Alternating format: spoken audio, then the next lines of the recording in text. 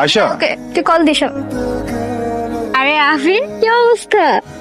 কতদিন পর আমাকে পেছন থেকে দেখে চিনে ফেললা? আমি তোমার ছায়া দেখলেও চিনে ফেলবো। বাহ, অনেক ম্যাচিউরড হয়ে গেছো। তাই কিভাবে বুঝলা? কথাবার্তাতেই বোঝা যায়। ইস, তুমি যদি এই ম্যাচিউরটা আগে থাকতা তাহলে কিন্তু আমাদের ব্রেকআপটা হতো না, বলো? কে এটা? বিশেষত আর বলো না, আবিরের প্রথম গার্লফ্রেন্ড।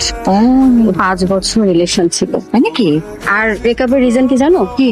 আদিত নাকি ম্যাচিউর, আর কোনো রিজন খুঁজে পাইনি। আমার ফ্রেন্ড ব্যাচের মধ্যে সব থেকে ম্যাচিউর ছেলেটা নাকি ম্যাচিউর না ওর কাছে। এটা কোনো কথা? একটা কথা বলি, বল।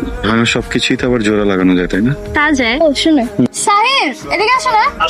কিন্তু এই লোকটা কে সাথে? এই লোকটা মেবি ওর নিউ বয়ফ্রেন্ড বা ফিয়ান্সে হতে পারে। আরে বেচারা আবির। ও হচ্ছে সাহিল আর ফিয়ান্সি। আর সাহিল ও হচ্ছে আবির। তোমাকে সবসময় আবিরের কথা বলতাম না?